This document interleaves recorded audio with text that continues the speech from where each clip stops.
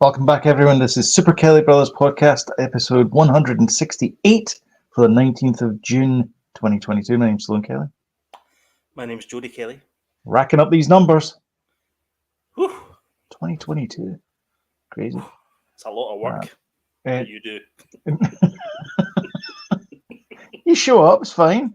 I show up. Yeah, I turn up. That's right, yeah. No, I didn't even turn up. I didn't turn up last week. No, that was for the ObiWan show. That was 90% of the time I turn up. That's exactly, yeah. Yeah. Happy birthday.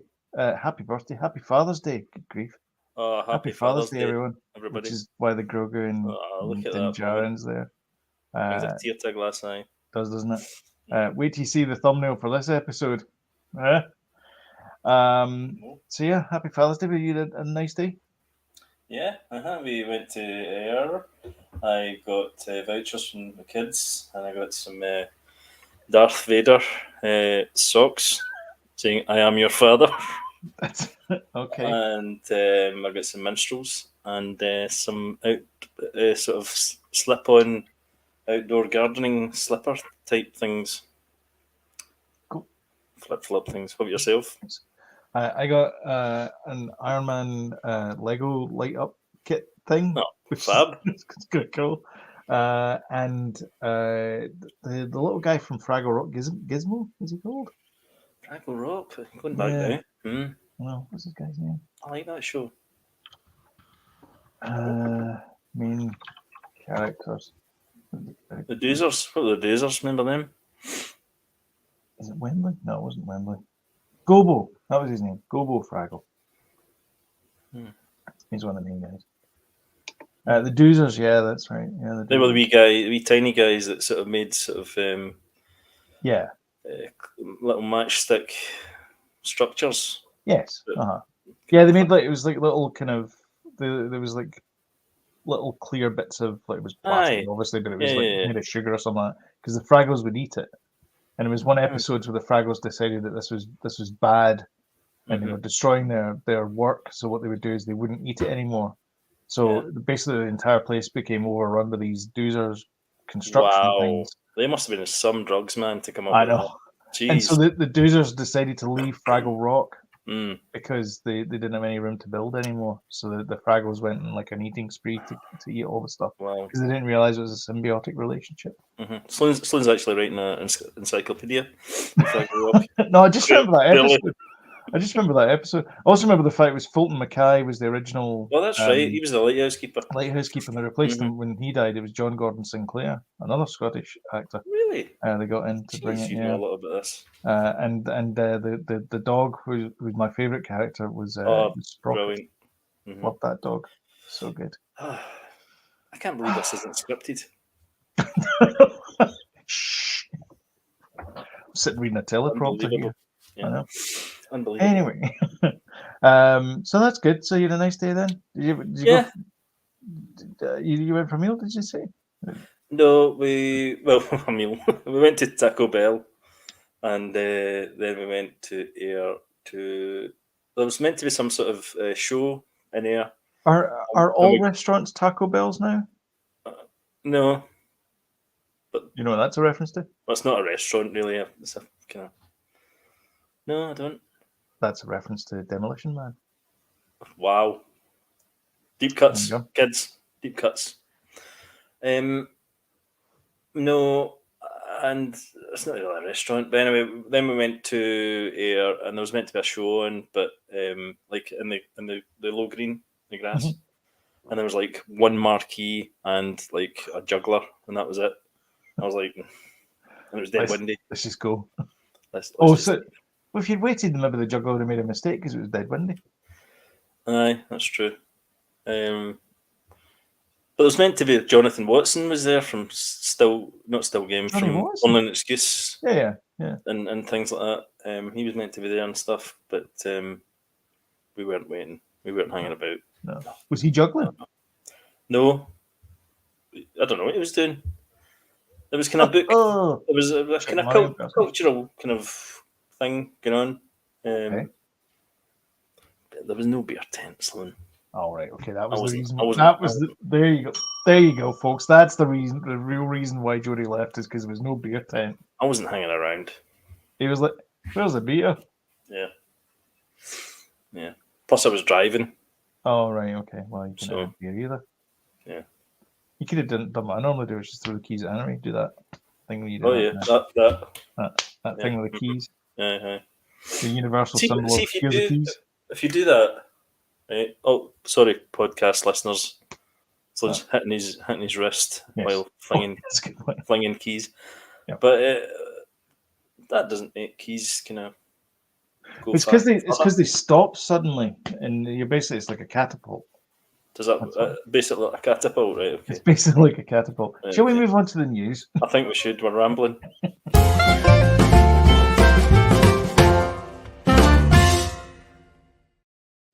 I was just saying to you earlier on, we could probably talk about like for half an hour about catapult. Garbage.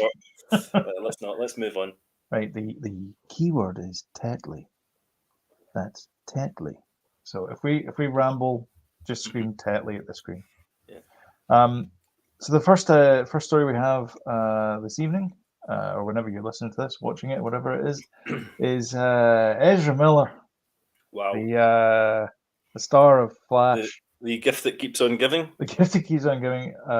They're also in Strange Beasts and Wilder Things, or whatever it's called, that Harry Potter thing. Harry Potter prequel, whatever thing. The Crimes of Grilled, whatever it is. Anyway, let's talk about the crimes of Ezra Miller. Legal troubles keep growing for this actor. So they've apparently deleted their Instagram. They're on the run. They are nowhere to be found.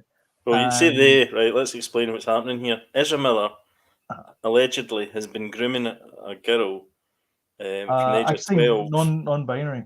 Sorry, non-binary. Right, that's okay. Yeah. From the age of 12. Now she's 18. Yep. And yeah, they're on the run, like Bonnie and Clyde. And the unfortunate thing for Warner Brothers is that they have a film coming out. Yeah, a film coming out, and he's the star in the starring role, and he's supposed to be like, a good guy. And they are not in real life. And go back even further, right? About just when COVID hit, I think it was 2020.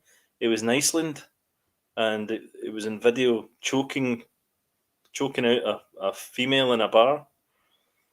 But he was doing the same thing in he was getting done for intimidation or something in Hawaii as well. That was just fairly recently as well. But yeah, so the child's parents are accusing him of violence, psychological intimidation, other forms of misconduct. Apparently, when the child was still underage, I guess by American laws. I'm not entirely sure when it was. I think they were 18 at the time.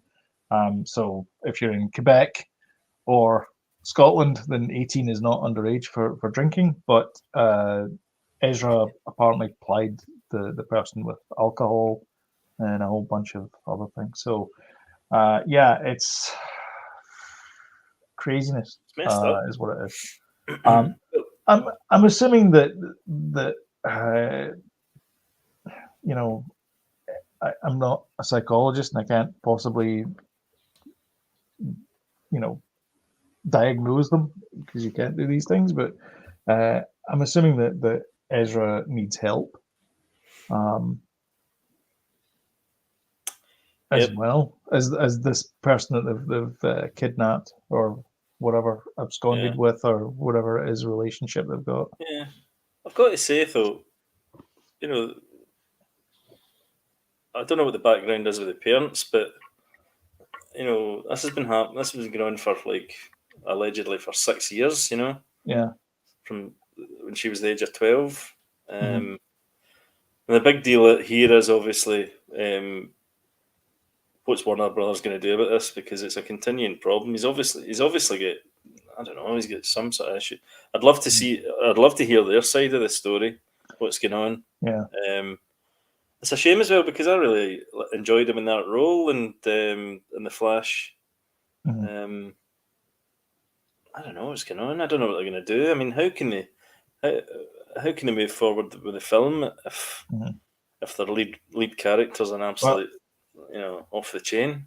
Well, Tony and Dom here, they actually posit some things here. Where is it down here? Deadline article. Yeah, this isn't from Deadline. So, where is it? Oh yeah, grab the microphone off that couple at Hawaii. So yeah, they're suggesting that so this is a problem that so Zaslav, the guy that's running Warner Brothers Discovery, he's the CEO of the joint company. He's got this desire to grow the DC universe to like an MCU scale, and so the first foot of that was with the Flash, and so this is going to be a bit of a problem because Ben Affleck is going to reprise his role, Michael Keaton's reprising his role. Which is a big kind of thing. I was excited about. I still am. Yeah. So what they're thinking about is that maybe what they'll do is they'll probably not do any promotion for the movie. So this is like one option is don't do any promotion for the movie, which means you don't get Ezra doing things. It could also be that you get other people to promote it as well. The other option is just put it on HBO Max, so it goes straight to streaming. Yeah, what a disaster, though. It's almost the universe. It feels to me that the universe is basically saying to Warner Brothers, stop making these movies. The universe does not like it. Honestly, man, just when I think Warner Brothers were kind of getting their foothold on things again, Aquaman and Shazam and things like that. And then this bloody happens, But this isn't the first time as well, because remember the Crimes of Grindelwald, they had to replace Johnny Depp with Mads Mikkelsen because of other alleged things that happened to that casting. Yeah, but that was alleged stuff. This is actually well, I know, but that's what I'm saying is, I mean, we don't know the story, and you can't really talk about police investigations and all that kind of stuff. Clearly, there is something, there's something that's going on, and the person's family are concerned about their child, but we don't know. We're just speculating. So, I mean, if there is going to be any court cases or anything that comes out of this, then that's going to. And for whatever reason, he has disappeared off the face of the earth with her. Gone. Yeah. So, God, I don't know. I can't wait to see how this turns out. Yeah. For the good, hopefully it doesn't end up in some sort of crazy shootout. What we were saying there though about the alleged thing is Johnny Depp. It was alleged that he'd done certain actions. Mm-hmm. It's obviously come out that he hasn't done that anymore, but he still lost his job over this. Whereas Ezra Miller, it appears that they have actually performed these actions. I know. Still very much in a job, as it seems just now. So it's not a great message. They've ignored this. Warner Brothers have ignored everything so far. The choking incident, the Hawaii incident with a couple. I think he stayed at their house and he attacked one of them, and then he had a restraining order. They put out a restraining order against him and stuff. I'm not sure exactly the full story, but they've ignored all these things, and then finally there's this thing came out about him grooming this kid, and he's on the run, and it's a bonkers story. It's just escalated like a rocket, isn't it? Yeah, and it's just gone from absurd to ridiculous. Yeah, and Warner Brothers have got to do something now. Christ, they've got to. Yeah.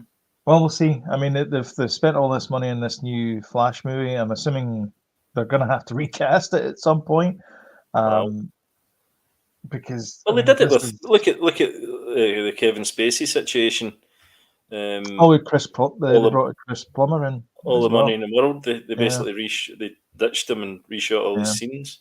Yeah. I've been looking because he's in the Old Bailey just now. That's right. Yeah.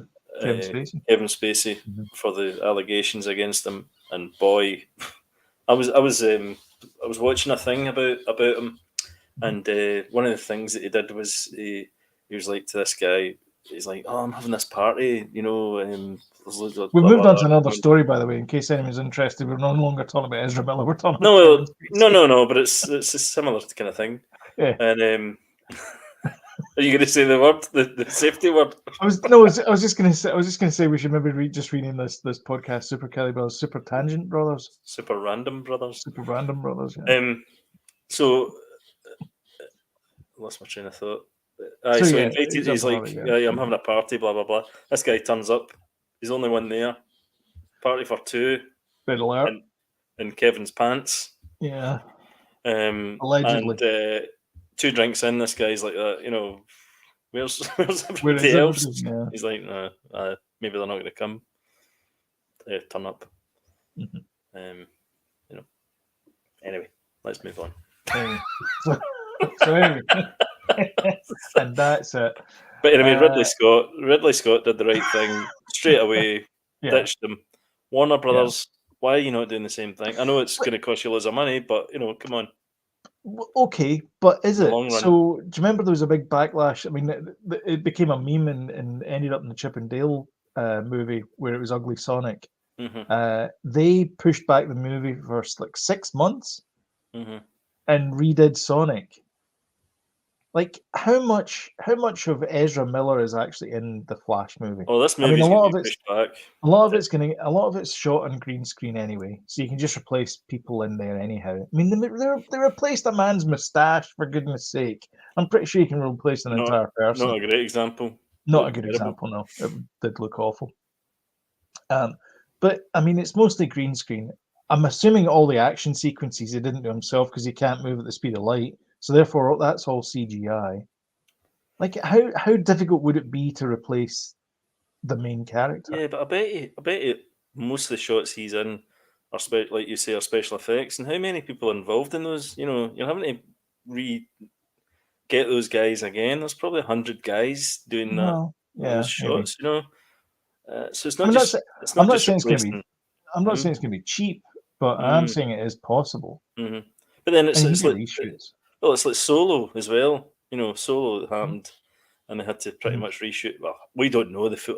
That's another story. I'd love to know what happened. You know, when Lord and Miller were involved, and they get ditched. I'd love to know that. Do you know an interesting fact, by the way, about this Ugly Sonic cameo?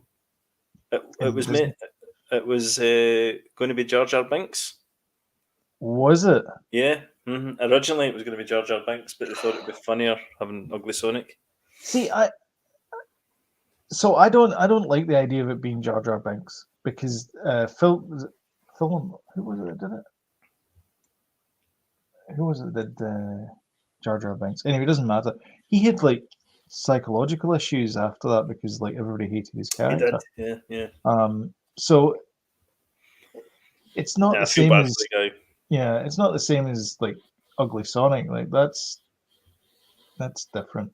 I don't know. I don't like the idea of Jar Jar Binks being the Mickey taken out of him. Ridiculed even more. I know. It's like let's just forget about it. You know? Exactly. Yeah. Anyway, shall we crack on? Do it. Talking of reality, Squid Game.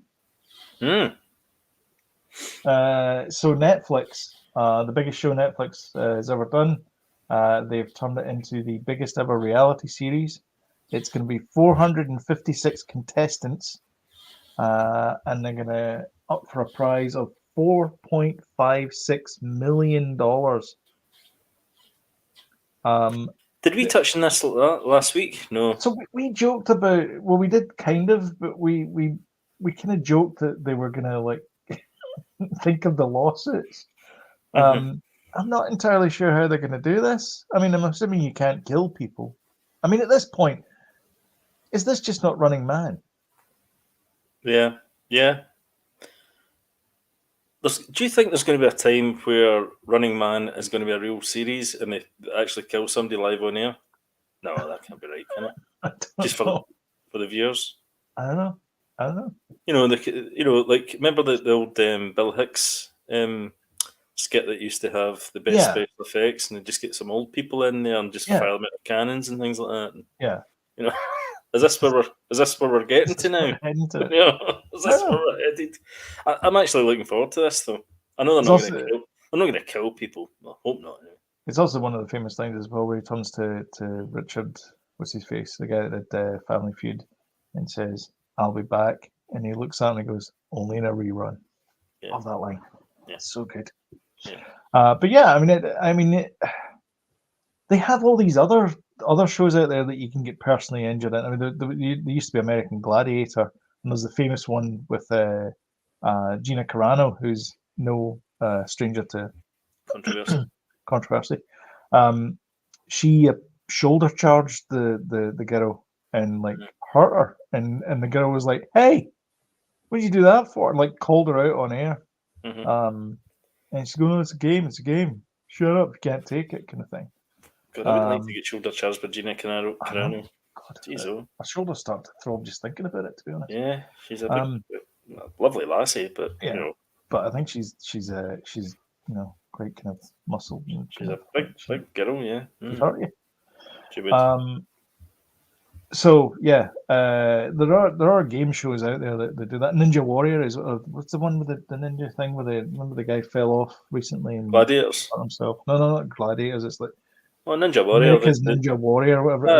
There's other ones as well. There's the Dwayne Johnson's got one as well. Yeah. So I mean, they are getting like more physical. Some of these games. I think with this one, they're looking for certain characters as well, so that they can kind of build up a sort of bit of a narrative. I've heard that about the auditions for the people. They're looking for they're looking for like a bad guy, a good guy, a kind of sympathetic character, all this kind of stuff. So I think there's going to be some element of reality TV as well as the game show. You know, a lot of these things will. Yeah, I think a lot of these things play out like you remember that psychological test they did where they got half the class and made them prisoners and half the other class made them guards. Yeah. And then the guards immediately started acting like guards because they were like, well, why not? So not like brother you're talking about. No, it's just this it's a psychological test because the idea was like how quickly do we fall into the rules and basically or fall into the roles, and basically there was like two or three people on the guard team that they were like, "Hey, we can beat these guys up." Yeah. This is a bit fun. And it was nothing to do with psychology. It was just these guys going like, "Well, we can get away with whatever we can do." Like it's amazing. They made a conscious decision about it. It's amazing these psychological things like that. You know that you can kind of flip a switch in people. You know by giving them a uniform. What's I'm saying is that they decided straight away that we're going to do it. Yeah. there was no like, I'm going to just fulfill this role. It was just, I'm going to just beat people up now. Yeah, Bill Burr always talks about when he wears a uniform or a suit, rather. You know, you start feeling different, don't you? Well, you do start acting different, and people do treat you differently when you wear a suit. And people, That's very true. Still joke about you know, Jesus and Hitler, you know, at a nightclub. And they're like, no sandals, mate. Aye, on you come, Hitler. Nice suit. I don't think they'd know him by name. Nice suit. Well, no, it's a joke. It's a theoretical joke. Well, it was a Hugo Boss, so. Yeah, I know. Yeah, man, I think it sounds great. I'm up for it. Everyone told me that I don't normally say man. I've just said it there, so I do. Hey, man. I do say man? Yeah. She says you usually say mate, because I was on the phone to James the other day, yesterday, and I called him man, and everyone's like, I don't normally say man. Anyway, that's funny. Jodie never takes a second. Yeah, exactly. Airplane. That's on Netflix just now. Is it? Aye. Yeah. That's a good bit. If you haven't seen Airplane, go watch Airplane. After this, we're going to get to that. Absolutely. Sticking with Netflix, we can't really not talk about this. The Chosen One. So obviously thoughts go out to. I don't know about this actually. The actors that were killed and injured in this. There's production crew as well that were involved in this. They were going to the airport and just a traffic accident. I'm not. Oh, so it wasn't actually during filming. No, it doesn't really go into details. It just says there was an accident, and SAG-AFTRA they were in contact with Netflix, Mexican Actors Union, ANDA, and they were investigating the circumstances with local production companies. But unfortunately, two of the actors, I'm not entirely sure where they are in the cast either, but they were killed in the accident, and 6 were injured. But it was like a minivan. Right. They were basically going to a plane, and then they were going to go in the plane to some other location shoot, I believe. But yeah, very unfortunate. Yeah. So just thought we'd mention that because we cover good things and we cover bad things, unfortunately. Anyway, so yeah, next one up is box office. Pixar's Lightyear, $51 million debut, which is probably not enough to cover the cost of production. I don't know why Cecily Strong is talking down here.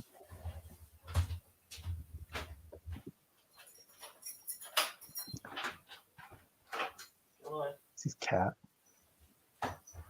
As usual, the cat will not want in after it's cried to be in.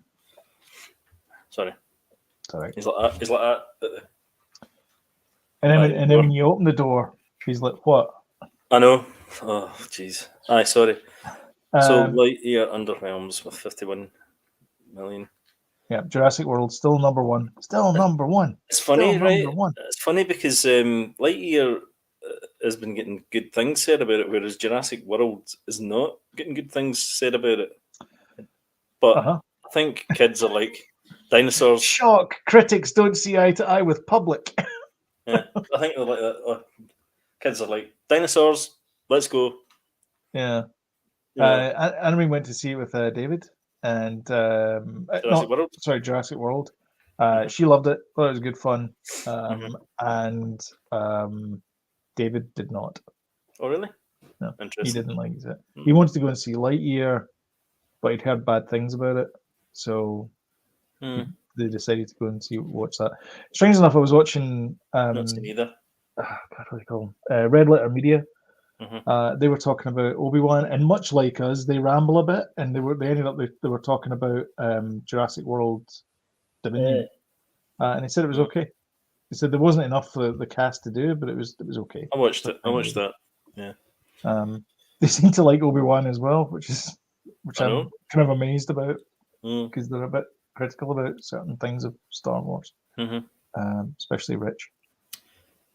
Well, so am I when it comes to Star Wars. When I don't like stuff, but yeah, Ryan Johnson. We'll talk about that later. But yeah, some people are saying kind of interesting things about it. That maybe sometimes we because it's Obi-Wan, because we want it to be good so much, we kind of give it a little bit of a break. I think. I mean, for the shortcomings. Let's talk about it when we get to Obi-Wan. Yeah. Rather than killing this story here. So yeah, nothing much to say than that. Well, that's a shame, Jurassic World's good. I was looking forward to this. I'll tell you why it's Lightyear. I'll tell you what's a big. Well, I mean, neither of us went to see it the debut, but I do plan on seeing it because we all love the character and stuff. Yeah. But I just wonder. What's going on with that because it's the first Pixar movie that's been in the cinema since lockdown happened. Yeah. Previously, Onward? Is that not briefly in the cinema? That was the just that lockdown, Onward. Yeah. And that was the last one to be in the cinema. And then since then, Soul, Red. Oh, Red Leader, Red Fox, standing by Fox, whatever it's called. I think it's just Turning Red. Centrana. And the wee Mediterranean one, Luca. Oh yeah. They've all went direct to Disney Plus. This is the first one that's went to box office, and it's not doing well. That's not cool. I tried to watch Turning Red and the Luca one. Didn't get into them at all. I like Soul. Yeah, me too. But it's not a Christmas movie because that's when they brought that out. I know. It's a great movie, though. It's a great movie, but it's not a Christmas movie. Luca's good, though. Luca is good. Yeah. It's maybe too. I think Soul had a lot of adult, elements for us. Luca's maybe a bit too childish, and so is Turning Red. Maybe it appeals to kind of kids that are struggling sort of emotions or whatever. Type thing. Yeah. Yeah. All right. Let's move on to the next one here. This is what did you call it? Macbethian. Shakespearean, yeah. People will be like, "What the? Who's this?" Peter Rice is the head of Disney content, or at least he was until he was replaced unceremoniously by Dana Walden. This smacks of Bob Chapek cleaning house, getting rid of all the competition, and so 100%, he can stay there in charge of the Mouse House because this guy was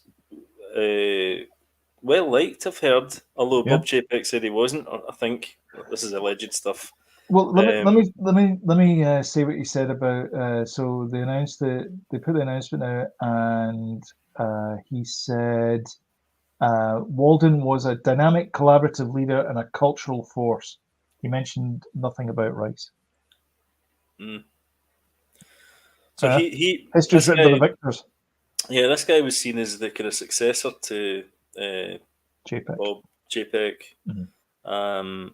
And he's obviously having none of it. It's like, kill the guy before he gets to any kind of a foot onto any power. But that's what it feels like to me. Yeah, Chapek's not been doing a great job either, man. He's not there that much. The way that Uncle Bob Iger was. Yeah. The Iger-nator. Yeah. Who was, the guy's a bit of a legend. I think hands down, like him and Roy O. Disney, I think were the two finest chair people of Walt Disney World. I think they did a fantastic job. I'd argue Bob,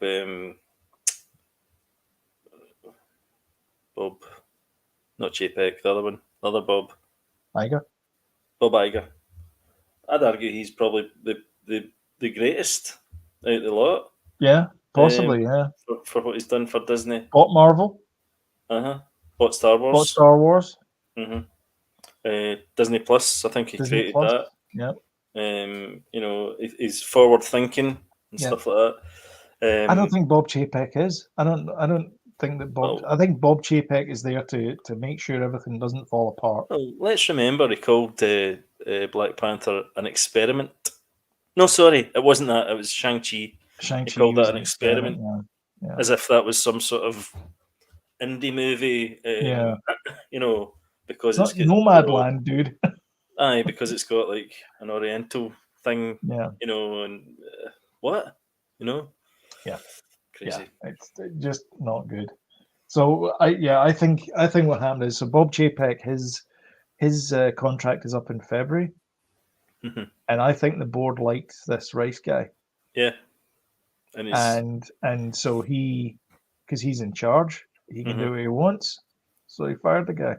Chapek never even turns up for the premieres for the movies. No. Iger was there. No. He was always hugging stormtroopers and stuff.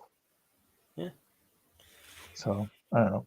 Believe me, if I was CEO of Disney, I'd be turning up for premieres. I get frisked by a stormtrooper once. Best day of my life.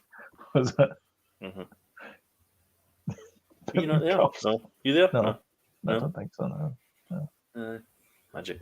Anyway, where's Dana from? Dana.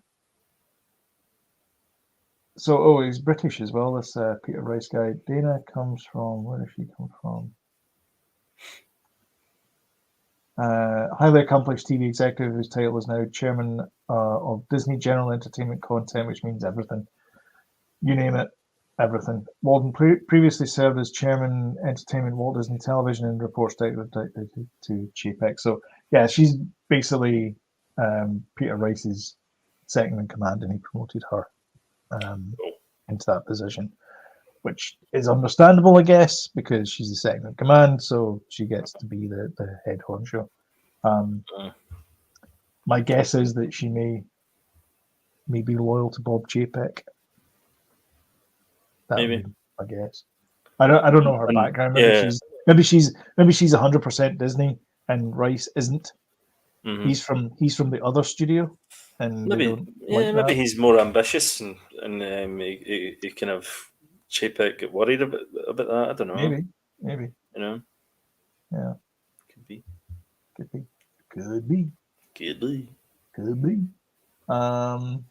And finally, this is an interesting story because we were talking about this last week about the staircase. Should it have been made into a drama series? Mm-hmm. And we've already got the documentary. Turns out another documentary called "You've Been Trumped" is being made into a drama series. Is this the same people that made the staircase? No. The French people? No, it's a UK director called Kirk Jones. Mm-hmm. And he's going to direct it based on Anthony Baxter's 2011 documentary for Vertical Films, which was called "You've Been Trumped," which is all about Donald Trump's golf course in Aberdeenshire, I think it was. Yes, in the constituency of the former disgraced First Minister Alex Salmond. I think no, he's not disgraced. Isn't he? No. Did he not go through a court case? He did, but he won it. Did he? All right, okay. Yep. Mm-hmm. Calm yourself. All right, okay. He won it. Allegedly. Mm-hmm. That was another Shakespearean thing because Nicola Sturgeon got accused of trying to get him to fall on his sword type thing. Yeah. Anyway, so all of this happened there. Palms were greased, shall we say, and an entire village was put upon by the Trump organization, and things did not go well. Police were called. Yeah, he basically wanted to build a golf course, and it was a golf course. Well, it was not a golf. Oh no, it wasn't a golf course there, but there was some dunes or something. He wanted to develop it or something. Yeah, and he wanted to put like houses on the dunes and.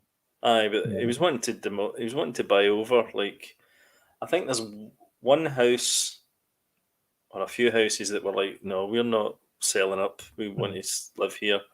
But he wanted them to move out so he could develop the whole area into a kind of big resort thing, and they were like, no.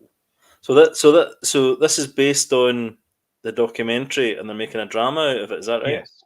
Yeah. So it's a kind of little known documentary. I don't think you can see the documentary anywhere, can you? I don't. I recorded it off the TV. That's how long ago it was. I recorded it off the TV. It was probably in Scottish TV then, was it? Probably, maybe. Yeah. I think I remember it now, actually. Mm-hmm. It was good. Mm-hmm. It was a good documentary. Anyway, I'm assuming it will be full of Scottish people. Spoilers, by the way. Trump lost, I think, initially. I think he did, yeah. I think in the long run, he may have got. I think there is a golf course up there. Yeah, but not as grandiose as I think he wanted. Yeah, which is why he ended up going to Turnberry, because that's kind of more his speed. And Turnberry is he's renamed it Trump Turnberry, and he has. This is down where we used to stay, and he's developed that like crazy. You know, he's made the lighthouse actually into a sort of luxury holiday home as well. Oh, nice. Okay. Yeah. Cool. So he's done a lot of stuff, but he doesn't. Our friend actually, who's in construction, was curious because he, to get the job, and he read the contract, and basically the contract said, I don't know if we should say this actually. Probably not. We'll take advice of lawyers, and we might talk about it next week. I'm going to anyway. Okay. Basically, the contract said allegedly says if there's any delays in the works or anything like that, then we're not going to pay you.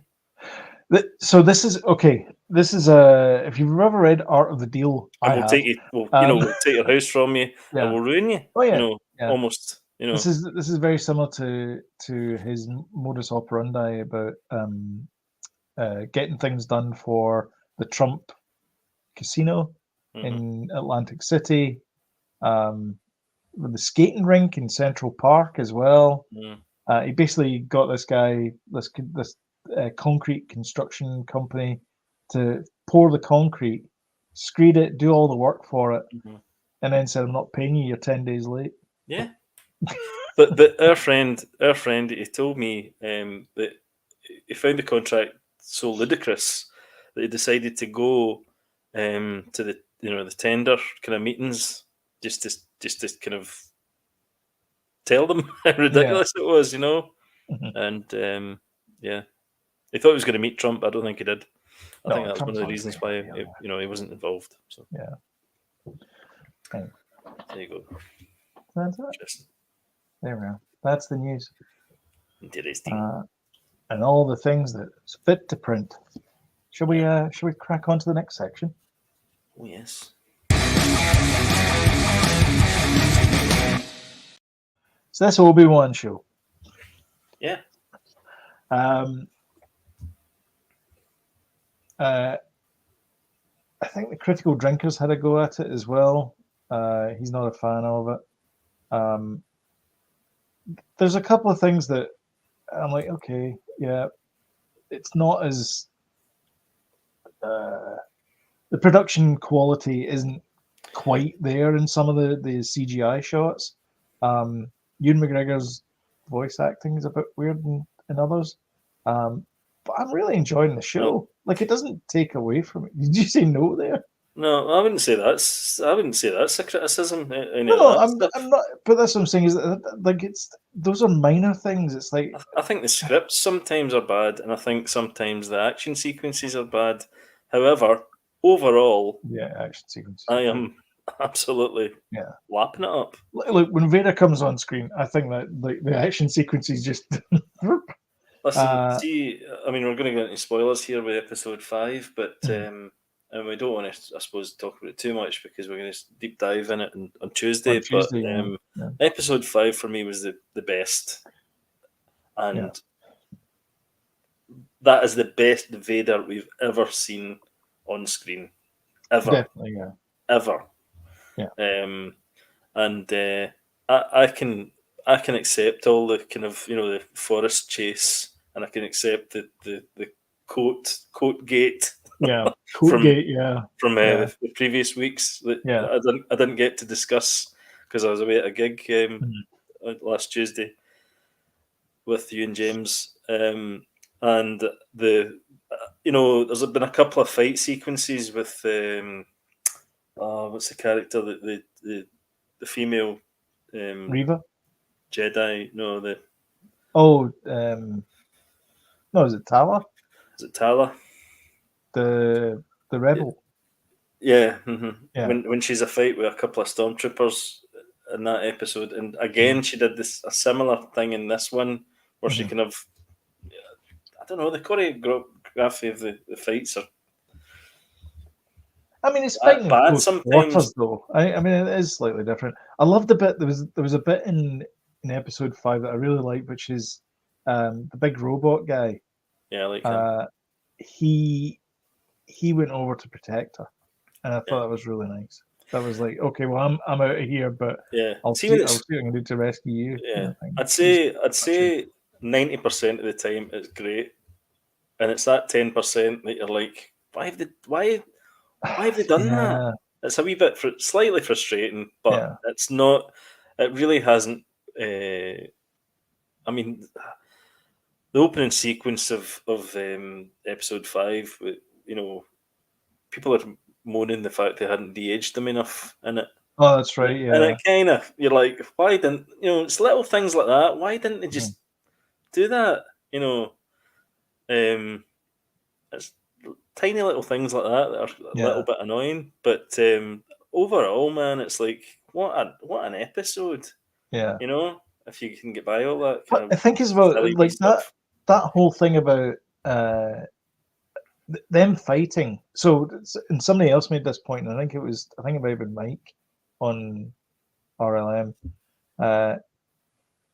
When you're doing a flashback like they did in Book of Boba Fett, and he's lying in his tank dreaming, and he's thinking back to whatever event it was he was having with the Sand People.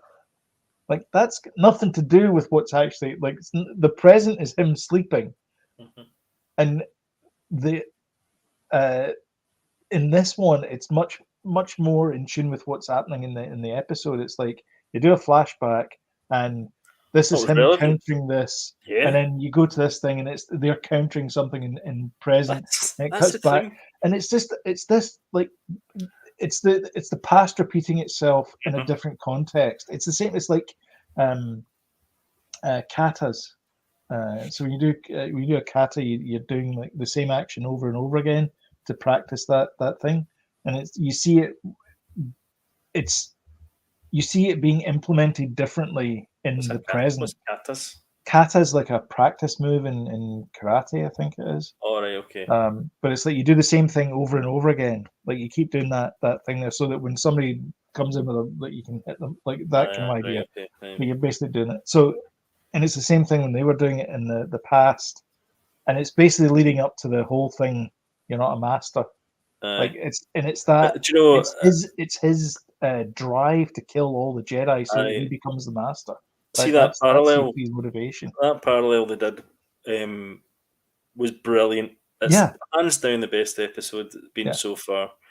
I think Ewan McGregor's been really great in it all the way through. I think even when he's not saying anything, his emotions, you feel really as if he's really beaten down and like as if he's got sort of fatigue. What do you call that? Fatigue, post-war fatigue, PTSD.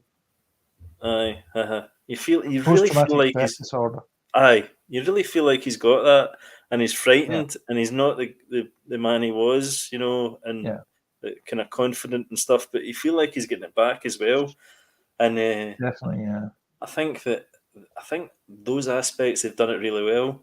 But I also at the same time, I love the wee girl that plays Leia and stuff like that. Yeah. But did we really need that? It does. It does lead us up to the. I mean, you're not exactly going to put in a message when you're running from the Empire. Oh yeah, remember that time that we were in that thing and we went in the train? There was all these stormtroopers there. That was fun times. Can you help me again? Like, you're not going to do that. You're just going to be like, oh, you worked with my father in the Clone Wars. Like, you're going to be. But did we? And also, you don't really know him. You only probably know him. Like, he's probably only going to know him for like a week. I know you've got to add other characters and stuff in, and honestly, and I suppose that's the key that brings. She's the person that brings him back into it again. Yeah, I get it. I think at the end of it, what they got to do is get Leia back to Alderaan, and then have Bail and her sitting down quietly, because they're obviously like got a good father-daughter relationship, and Leia turns to him and says, "Tell me about Obi-Wan." And that explains everything. There you go. That one line there just explains the whole thing about the leaving a message thing there, because she doesn't know about Obi-Wan. She's only going to know him for these like 3 or 4 days. Like, we think it's like this big relationship they've got, and in reality, it's probably only 3 or 4 days. See the whole thing that people were saying. Well, how can he hide out in Tatooine, being called Ben Kenobi and all that? But see, when you think back on it, and he says it in this, he's like, no, it's just Ben now. Yeah. And in A New Hope, Uncle Owen says, "Oh, you must mean Old Ben." He doesn't say Old Ben Kenobi. He just says Old Ben, doesn't he? Yeah. Well, the other thing as well, how many Kellys are there in the phone book? Is what? How many Kellys are there in the phone book? Yeah, well, I know. And there's S and J Kelly. I mean, there's probably a few of them. Well, I'm not in the phone book anymore. Well, I'm not in the phone book. Phone books exist. I don't know. But so I think they've kind of, yeah. Do you know what I feel like it is sometimes with Star Wars though? Can we take a wee break? Yeah, sure. It's usually me.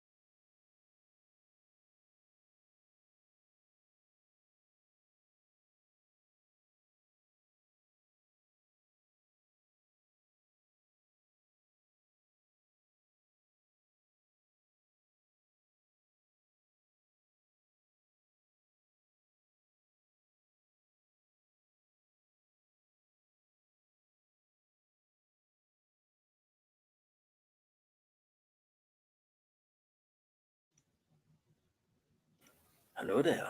Hello there. So, yeah, it's a very enjoyable show. Oh, yeah.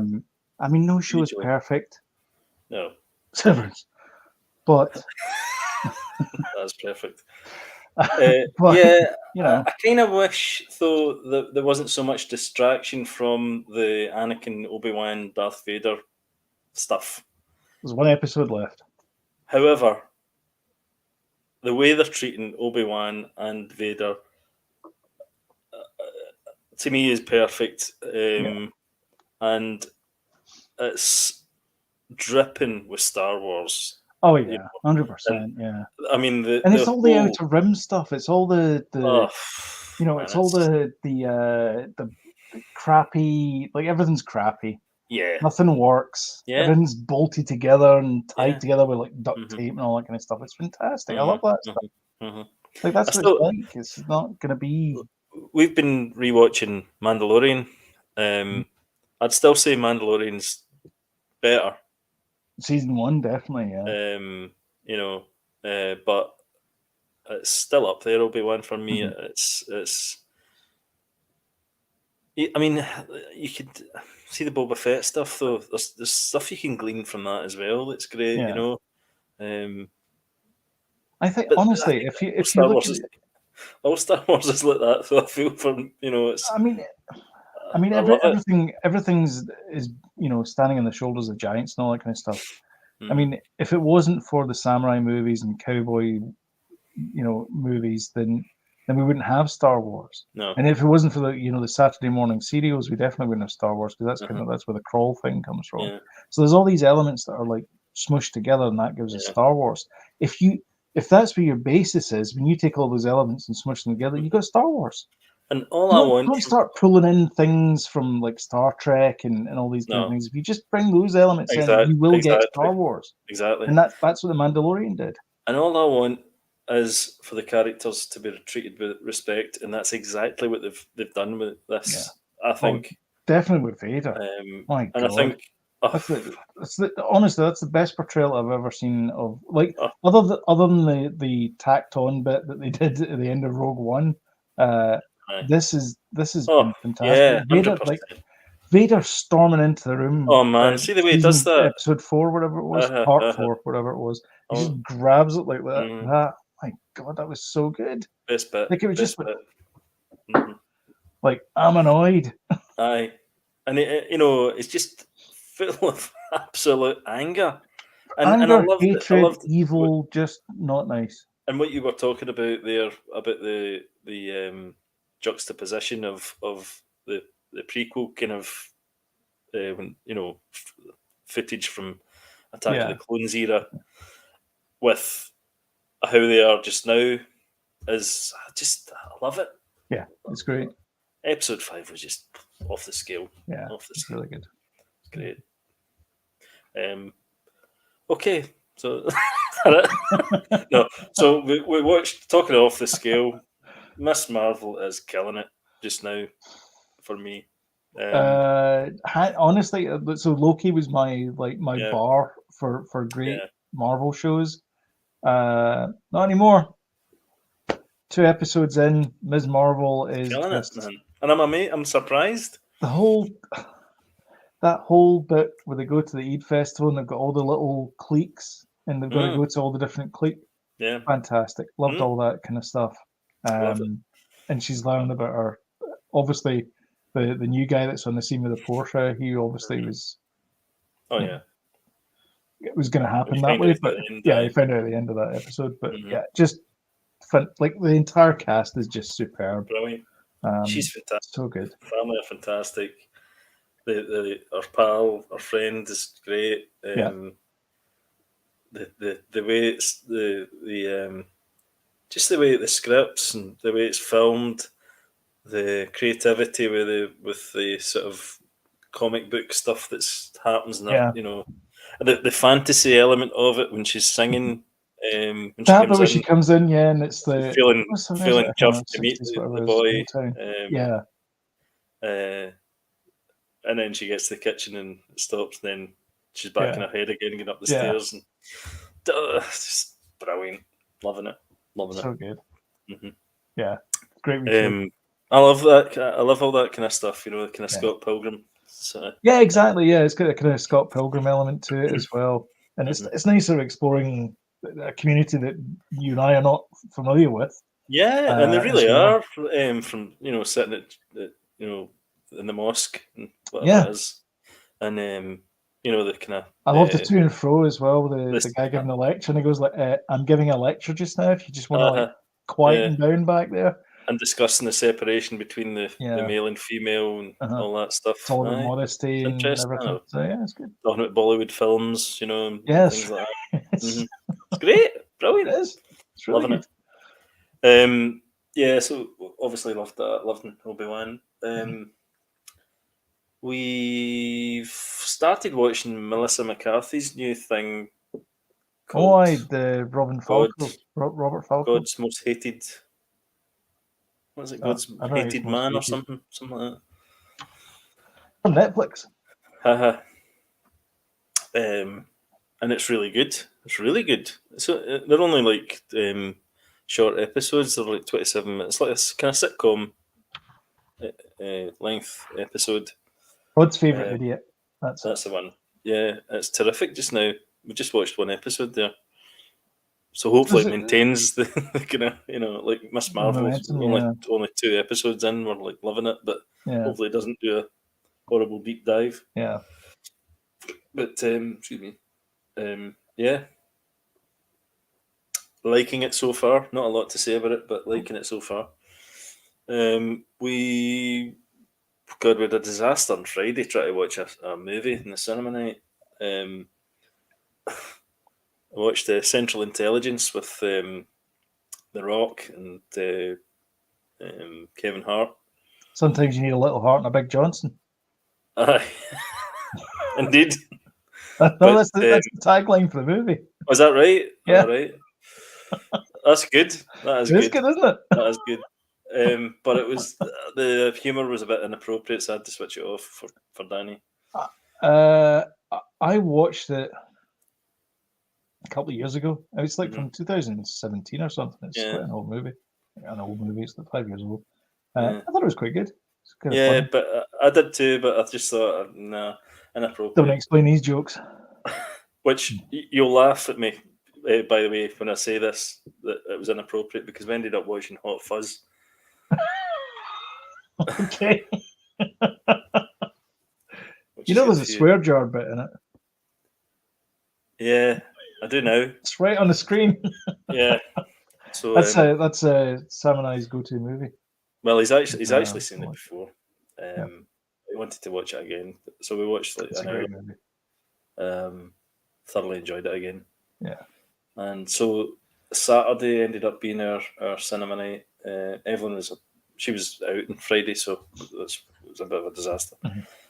So she was out, so we ended up having cinema night on Saturday, and it was Lucy, the movie with Scarlett Johansson. Oh yeah. That movie. Yeah, that's all right. Yeah. We've seen it a few times, but Danny hadn't seen it. Look based on. It is, about accessing a higher percentage use of your brain than through this, drugs that are sewn into Scarlett Johansson's belly, and it bag bursts, and some of it comes into her, and she starts to enhance her brain. Yeah, because humans only use 10% of their brain, apparently. I think that's pop psychology, but yeah, I don't know. I think it's been debunked now, but yeah. Was it? Yeah. But so it's a great film. It's really good. It's really interesting, actually. The kind of concept behind it and stuff. And he loved it. He blew his mind. He loved it, which I love seeing. I love watching him enjoying a movie like that. So yeah, we just finished Avoidance, which is Ramesh Ranganathan, the comedian here. Okay. His sitcom about splitting up from your wife, but avoiding talking about it to your son, and avoiding kind of the consequences and of it. Really good, brilliant, really funny, and relatable. Not just for if you've kind of about splitting up, but just relatable about having issues and problems and communication and things like that between you and your family and things. Yeah. So yeah, I really enjoyed that as well. So I think that was me. I'm sure. I watched a thing as well. I watched one of these climbing things. I quite like them. The North. Oh God, what was it? It was the guy climbing up the face of the Yosemite. Oh, El Capitan. El Capitan, yeah. Mm-hmm. Yeah. Mm-hmm. Yeah. I know that. No. The start of Star Trek Undiscovered Country, or no, the God one, the one with the Vulcan guy. Anyway, Kirk is climbing El Capitan. Is he? Yeah, at the start of it. Oh. And Spock appears beside him on jet boots. True story. Not surprised. Not surprised. That's a very Spock thing to do.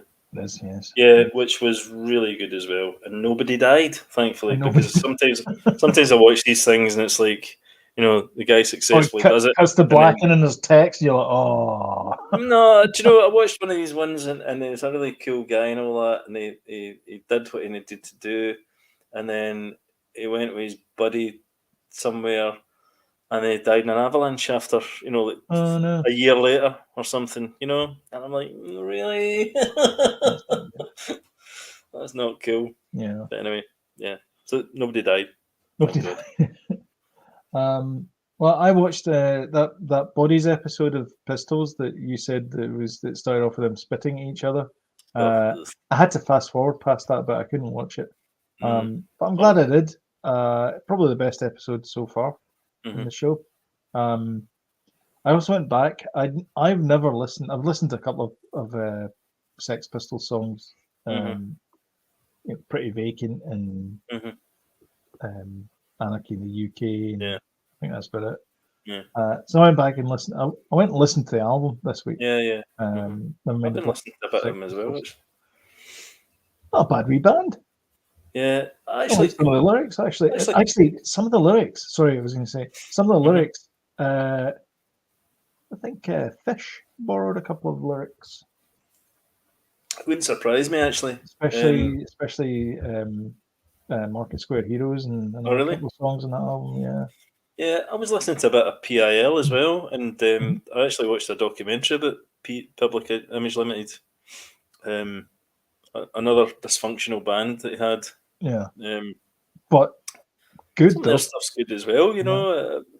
He's a bloody character. You can't. Oh, yeah. I've seen the guy that plays Johnny Rotten get interviewed, and he's actually pretty good. But I think once you get used to him playing the character, because I think what I said to you a few weeks ago was you didn't like him at all. Miscast, but yeah. I think once you get used to it and once you watch the full thing, he's actually good. I think. Yeah. I think he is actually pretty good. I mean, I'm only a couple of episodes in with him playing John Lydon. It's good actually. It's a good series. Yeah, it's good to see these drama. It's actually Danny Boyle as well. We should give credit here as well. He's directed the whole series, and I think this has been a kind of pet project of his as well. It has. So I think he's been doing a really good job as well. The direction. The first episode was about. He's not. John Lydon, I'm sure he hates it. Well, because it's written from the perspective of Steve Jones. It's from his book. Yeah. So he's obviously not going to like it. Yeah, the first episode was a bit too kind of 70s, kind of like in your face kind of thing. Yeah. But the rest of it's been good. But yeah, I really like Bodies. I went back and listened to the song. The song's really good. Is that not controversial, that song? Yeah, it's about this girl that followed them. She's from Birmingham, and she was the girl that's about this mental hospital patient, and she allegedly kept a fetus inside her bag. Yeah. And she apparently showed it to John Lydon, and he said you need to give that a proper burial. Well, that's in the show. Which is in the show. Yeah.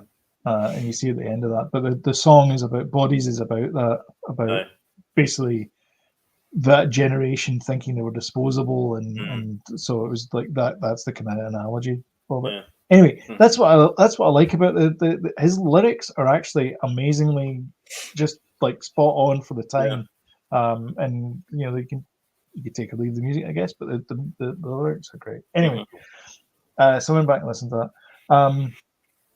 I tried to watch Bill Burr, Friends Who Kill. It's terrible for some reason.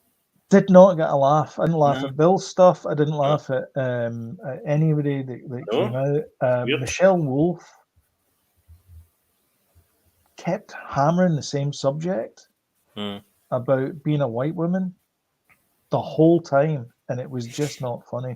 And there was another couple of guys that came on after that, and I'm like, I can't do this. No. Oh, that was Jimmy Carr. That was it. Oh, he came out. Yeah, he was out as well. and he made a joke about. He made several inappropriate jokes, and it just wasn't. I didn't like it. It wasn't for me. I didn't get as far as that. No, I've been rewatching Ms. Marvel and Obi-Wan. I've been rewatching Silicon Valley. I'm up to like season 5 now of Silicon Valley this week. You've seen you're on your own. I know. I know. Watch what you know. Watch what you know. Such a great wee show.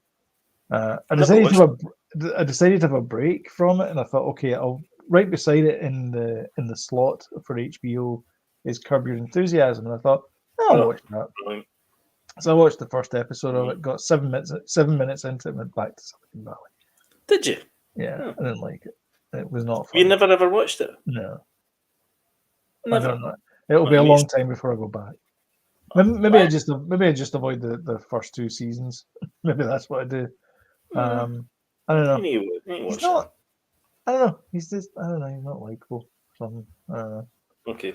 I watched Web of Make Believe. Death Lies in the Internet. Oh right. Okay. I know this. I've seen it. I don't know. I've not seen it, but I've seen it on Netflix. I think it's is it Ron Howard? I think it's Ron Howard that does it. There's somebody famous that produces it anyway.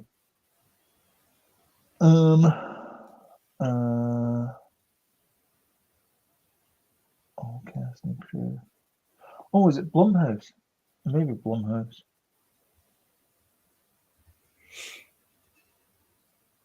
Talk amongst yourselves, everyone. I know. Yeah, it is Ron Howard. Yeah, Brian Grazer and Ron Howard. So it's Imagine documentaries. It's pretty good. I watched the Death by SWAT one. Or I'm halfway through the Death by SWAT one. So is it a different story every week of it?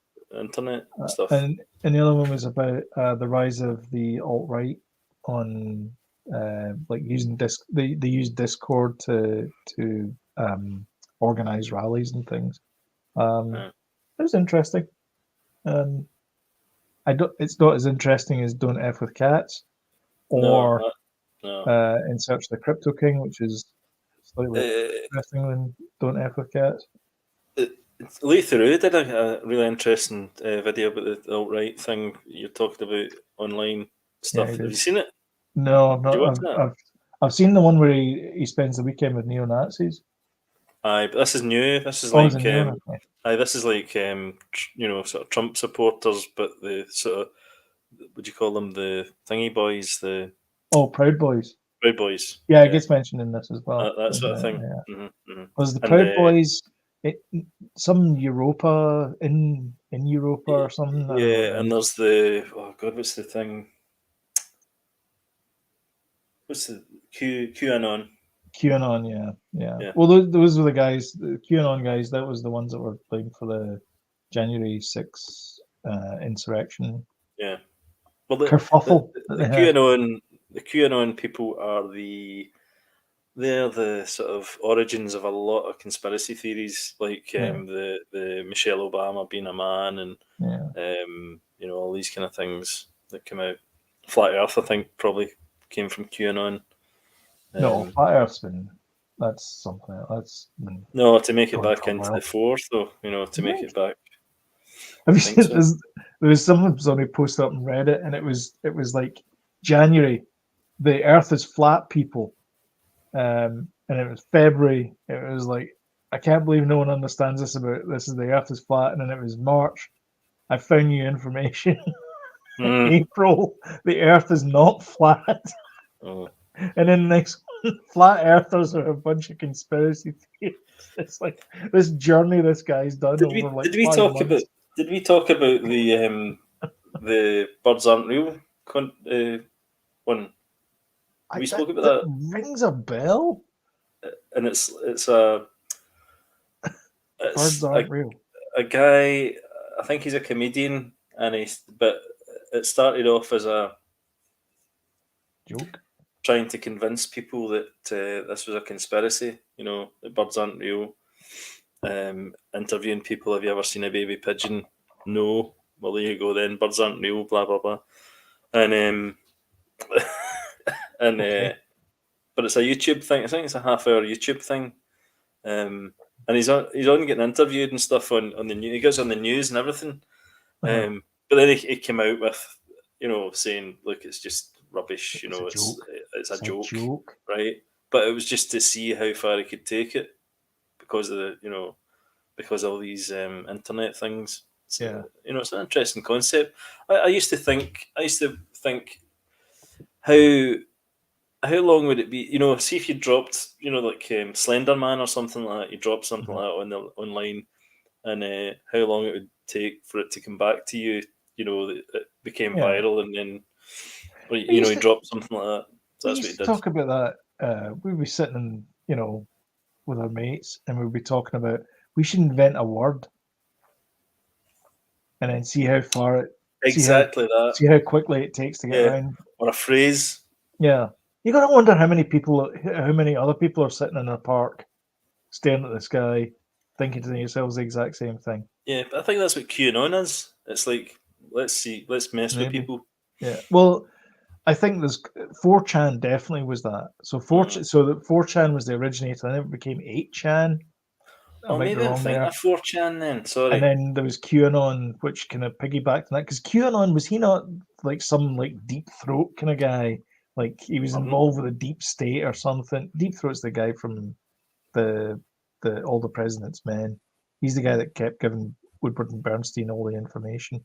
Okay. Anyway, so he's supposed to be this guy that had all this information inside the Trump White House, and it was all BS, obviously.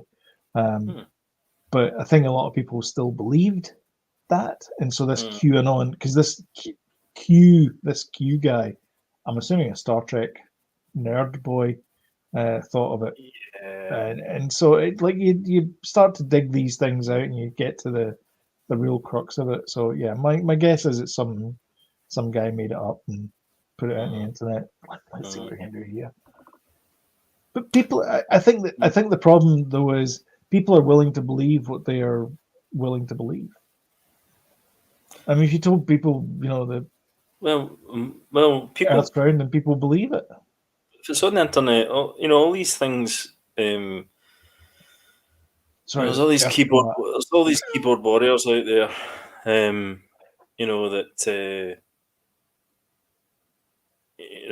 and being righteous and being upset on behalf of other people and all that stuff, and there's a lot of that going on, and it's quite funny. The birds aren't real because it's like showing that side of the internet up, type thing.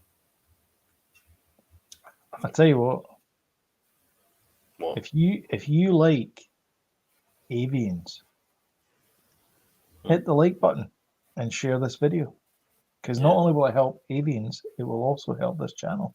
And if you want timely reminders of when we put a new video up, smash the old subscribe button, notification bell, and YouTube will work its algorithms. And bandage. Oh, sorry. That was a safety word. And we will catch you in the next video. Thank you very much for watching, and we'll catch you next time. Thanks, guys. Bye. Bye.